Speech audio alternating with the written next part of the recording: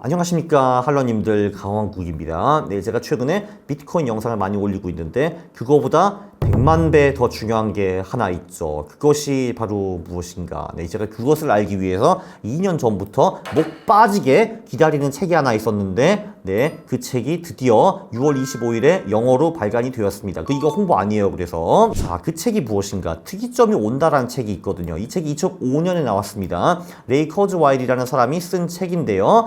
이 책의 후속자인 The Singularity is Near라는 책이 드디어 나왔습니다. 6월 25일에 책이 나왔는데 제가 아마존에 우연히 살펴봤는데 제가 3일 후에 이 책을 발견했어요. 오, 개이득 나왔다 해가지고 당장 사가지고 이틀 만에 읽었습니다. 자, 이 특이점이 온다라는 책은요, 제 인생 방향을 완전히 바꾼 책입니다. 왜냐면은 이 책을 아주 짧게 요약하면은 2045년에 특이점이 온다라는 건데 그 특이점은 영생을 의미합니다. 내가 영원히 살 수 있다라는 거예요. 와우! 네, 그래서 저는 이 책을 읽은 후에 살을 빼고요. 제가 나름대로 100kg 나갔던 사람입니다. 지금은 그래도 20kg를 뺐고요. 영양제를 매일매일 여러 개를 먹고 있고 하루 10,000보를 걷고 있습니다. 네, 그쵸. 왜냐면은 제가 2045년까지 죽으면 안 되거든. 아니, 영생이 되는데 내가 그 전에 죽어봐. 얼마나 억울하겠어. 정말 죽도록 억울하겠지. 그렇죠. 자, 그래서 20년 만에 이 신작이 나왔어요. Singularity is Near라는 책이 나왔습니다. 왜냐면 특이점이 온다는 책 영어로 The Singularity is Near였는데 이 새로운 책은 The Singularity is Near입니다. 더 가까워졌다라는 거죠. 그래서 제가 이제 두려웠던 건 이거죠. 혹시 저자가 이 책에 있는 내용을 번복하는 거 아닌가? 아니면 혹시 연도가 바뀌었는가? 궁금 해가지고 이 책을 곧바로 사가지고 읽게 됐고요. 참고로 저는 이제 아마존 킨들로 읽고 있는데 이게 좋은 게 뭐냐면은 미국에 어떤 책이 나오면은 원클릭으로 그 책을 다운받아가지고 곧바로 그 자리에서 볼 수가 있습니다. 아주 좋아요. 아마존 킨들. 자, 그건 그렇고 레이 커즈웰이 누군가? 이 사람은 60년 동안 개발과 창업 경력이 있습니다. 이 사람이 1948년생이거든요. 48년생이니까 지금은 한 75세 정도 되셨겠네. 76세. 근데 12살, 1960년부터 개발을 시작했습니다. 그 당시에 세계 컴퓨터가 몇 개 있지도 않았는데 벌써 그때 개발을 했고요. 20세에 창업을 하고 그 해에 또 기업을 팔아넘겼어요. 한 10만 불에 팔아넘겼는데 그게 지금 돈으로 한 10억이 좀 넘을 겁니다. 1970년대부터 텍스트 음성 변환 기술 기기를 발명을 했고요. 이 회사도 제록스에 매각을 했습니다. 80년대 초반에 전자음악 산업에 진출을 했어요. 그리고 이 기업을 재밌는 건 한국의 영창이라는 기업에 매각을 했습니다. 나중에 현대가 명창을 샀거든요. 그래서 2007년에 커즈와일이 그 자회사의 임원으로 다시 한번 화려하게 컴백을 하는 그런 재밌는 스토리가 있고요. 더 재밌는 거는 이 악기를 통해 가지고 전자기기를 통해 가지고 커즈와일이 2015년에 심지어 그래미상도 받습니다. 굉장히 특이하죠. 그렇죠. 그리고 80년대 말부터 본격적으로 AI 관련 스타트업도 창업을 했고 이때 외환과 주식 투자 이런 것도 연구를 했는데 그걸로 세상을 바꾼 것 같지는 않습니다. 그리고 2012년부터 구글에서 머신러닝과 언어 처리 기술 연구를 했고요. 네, 그리고 그래미 얘기는 좀 전에 이미 했고 어쨌든 테크, 창업, AI 쪽에서 굉장히 많은 시간을 바친 사람인데 사실 이거보다 더 유명한 거는 이 사람이 전 세계 미래학자 중에서 제일 유명한 축에 속합니다. 본인이 그 미래에 대해 예측한 거를 직접 이게 됐나 안 됐나 분석을 해봤는데 한 86% 정도는 대충 맞았다라고 하더라고요. 물론 좀 몇 년 틀리거나 이런 것들이 몇 개 있습니다. 예를 들면 80년대 말에 벌써 2000년 전에 전 세계에서 인터넷을 사용할 것을 예측했고요. 우리는 지금 인터넷을 누구나 다 쓰고 있지만 80년대 그렇지 않았습니다. 나도 80년대 살아봤거든. 그리고 90년대에 2010년 전까지 전 세계에서 모바일 컴퓨터를 모든 사람이 들고 다닐 것이다. 바로 우리가 갖고 있는 핸드폰, 태블릿 이런 거를 의미를 합니다. 노트북 이런 것들. 이것도 맞았죠. 그리고 2005년에 이 책에 보면은 Next Decade, 2010년부터 기술주들이 엄청나게 오를 것이다. 그런 예측까지 했습니다. 그걸 듣고 나스닥 주식을 샀으면은 떼돈을 벌었겠죠. 물론 못 맞춘 것들보다는 상용화가 이 사람이 말한 것보다 좀 늦어지는 것들이 있습니다. 예를 들면은 The Singularity is Near라는 책에서는 2010년대 말에 이제 우리의 AR와 VR 기술이 엄청나게 발달해가지고 이제 우리는 VR 세계에서 굉장히 오랫동안 살 것이다. 이런 말을 했거든요. 메타버스에 산다라는 거. 근데 그거는 그 기술이 꽤 발달하긴 했지만 이 사람이 말한 그 수준까지는 아직 오지 못했고 그래서 이 사람이 그 전망을 2020년대 말로 살짝 좀 늦췄습니다. 이 책에서 중요한 거는 바로 이겁니다. 우리의 영생 이제 한 10년 남았습니다.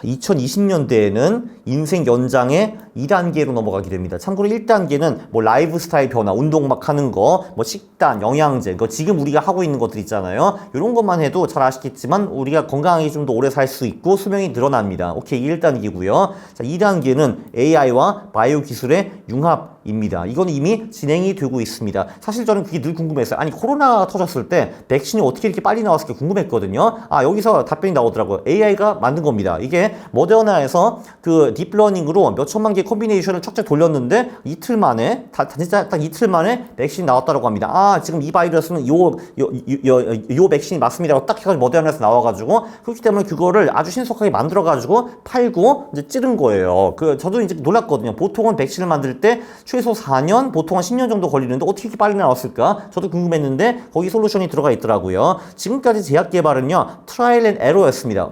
요거 한번 섞어보고 아이씨 안 되네. 요거 한번 섞어보고 아이씨 이것도 안 되네. 일단 쥐한테 한번 먹여볼까? 아이씨 쥐 죽었네. 헛 이거 먹었는데 쥐가 살았네. 이거 좋은 것 같아. 이거를 진짜 무한반복 해가지고 5년 10년 동안에 10억 불 20억 불을 쏟아 부어야지 겨우 신약이 나오고 막 이랬거든요. 지금은 아닙니다. 딥러닝, 머신러닝으로 정말 미친 속도로 제약을 뽑아낼 수가 있습니다. 그건 실제로 이미 가능하고요. 그래서 AI가 만든 제약들이 속속 나오고 있습니다. 이제 FDA 들어가서 이제 시험 받고 있는 그런 약들도 굉장히 많고 있고요. 그리고 단백질 접힘 예측, 프로테인 폴딩 프레딕션 이게 의학에서 정말 중요하다라고 합니다. 이것만 제대로 파악하고 이해하면은 거의 모든 질병을 이제 고칠 수 있다라고 하는데 요번에 왜 알파고로 유명한 딥마인드에 딥폴드를 만들어가지고 그 문제를 지금 거의 해결을 했습니다. 자, 이걸로 이제 우리의 인생이 다시 한번 연장이 될 수 있는데 이걸로는 120살 이상 사는 거는 아직은 조금 불가능합니다. 3단계로 넘어가야 돼요. 3단계는 나노로봇을 혈액에 투입하는 단계입니다. 그게 아마 2030년대에 이루어질 것 같고요. 이걸로 질병과 노화의 종말이 이루어집니다. 불로장생!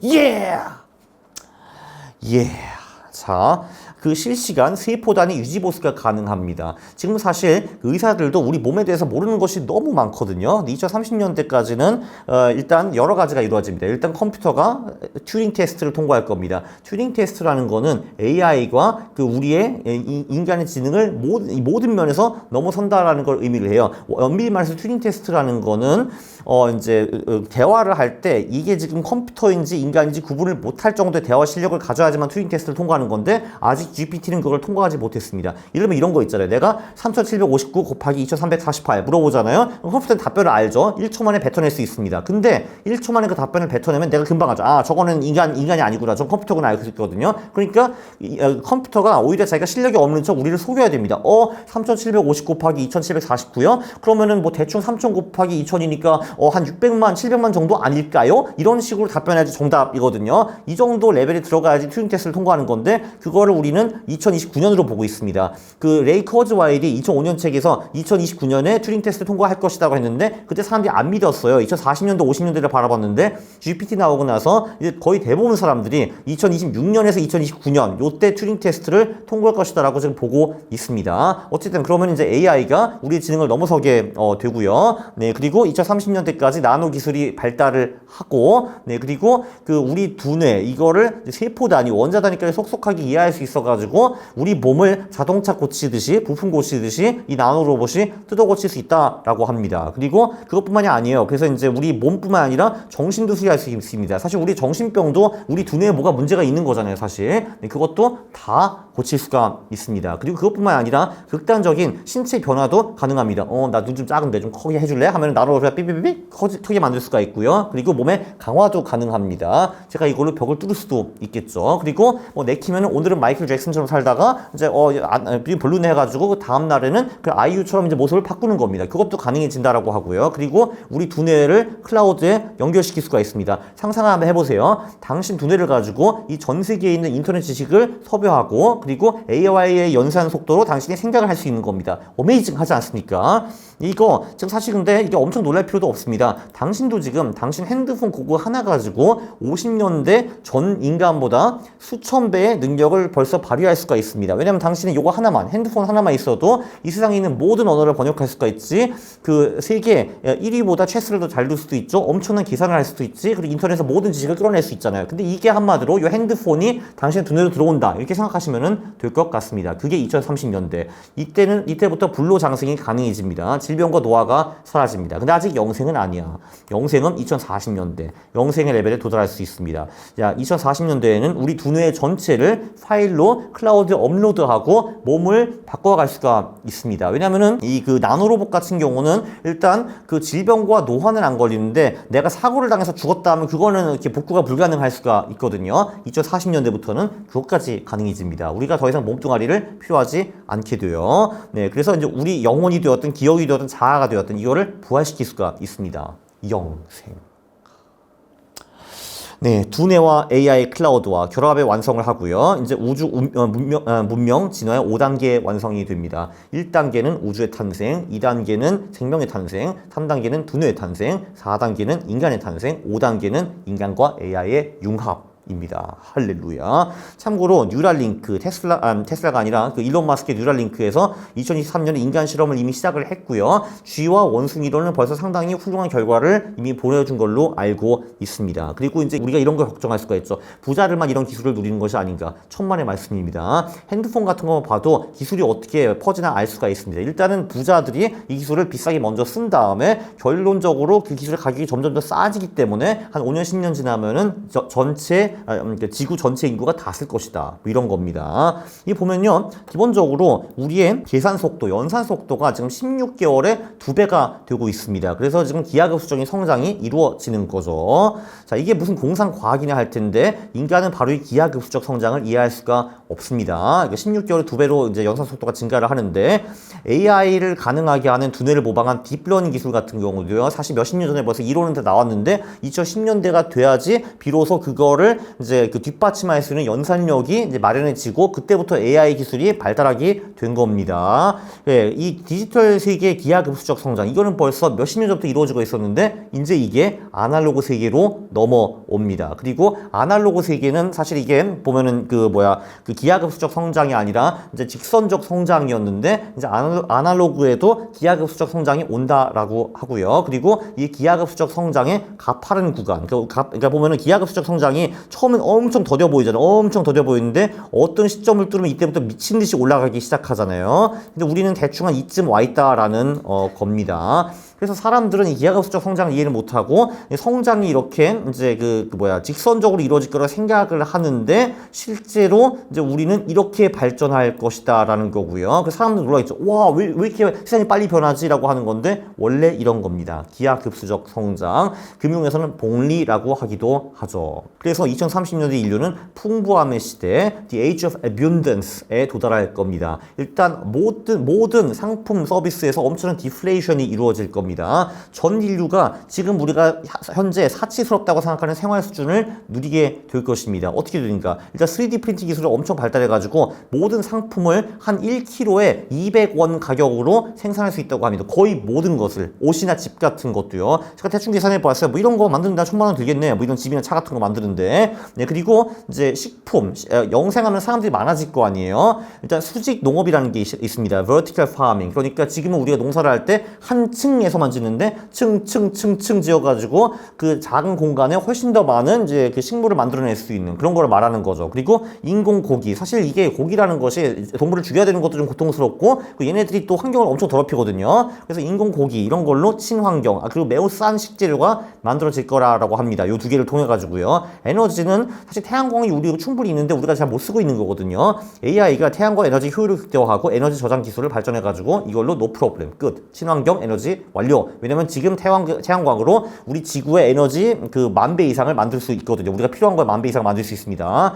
그리고 2020년대 말부터 AI와 VR 기술이 발달해가지고 우리의 인간의 오감을 전부 다 속이는 것이 가능해질 겁니다. 그러니까 뭐 이런 거지. 내가 휴가 가고 싶어. 내가 뭐 카리브해 휴가 가고 싶어요. 그러면은 내가 직접 가는 게 아니야. 그냥 그 마스크 딱 끼고 누워 집에. 그럼 2주 동안에 내가 카리브에서 엔조이 라이프 하는 거를 그대로 내 머리에서 실험을 했기 때문에 내가 갈 필요가 없습니다. 근데 내가 카리브 가가지고 2주 동안 갔다 오면은 1,000만 원 이상 깨질 거 아니야. 근데 내가 그냥 집에 누워가지고 이게 시뮬레이션으로 이렇게 하고 있으면은 100만 원 이상 안 할 거 아니겠습니까? 이래서 어마어마한 디플레이션이 발생할 겁니다. 의식주는 엄청 싸질 것이고, 그리고 상품 같은 거 이제 엄청 싸질 거고, 네, 그리고 도시에 살 필요가 없어요. 왜냐면은 AR, VR 기술이 있으면 내가 굳이 사람들을 만나기 위해서 도시에 갈 필요도 없고, 일하기 위해서 내가 도시에 살 필요가 없는 거잖아요. 그리고 아시다시피 도시에만 사람들이 지금 많이 몰려있지, 지구에 텅텅 빈 공간 굉장히 많습니다. 그렇죠? 거기 가서 살면 돼요. 집 같은 거 3D 프린터로 만들어가지고. 그래서 일하고 노는 거 다 집에서 할 수 있고, 그리고 또 이게 이게 한마디로 이 AI 기술 때문에 지구의 부가 기하급수적으로 늘 거기 때문에 그냥 일하기 싫으면은 기본소득 받아가지고 집에서 그냥 이거 다 하면서 놀고 살면은 되는 겁니다. 어메이징한 시대가 우리를 기다리고 있으면 너무너무 기대가 됩니다. 자, 제 생각은요. 일단 우리가 생각하는 세상은 더 이상 존재하지 않습니다. 너무 기대되고요.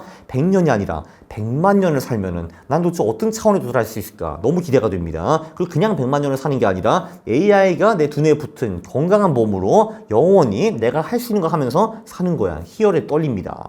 자, 일단 중요한 게 가장 중요한 게 이거지. 일단 20년 정도 우리를 존버합시다. 그 전에 죽으면요. 정말 죽도록 후회할 겁니다. 그래, 20년 후에 우리가 영생을 누릴 수가 있는데 지금 죽으면 어떻게? 죽으면 안 됩니다.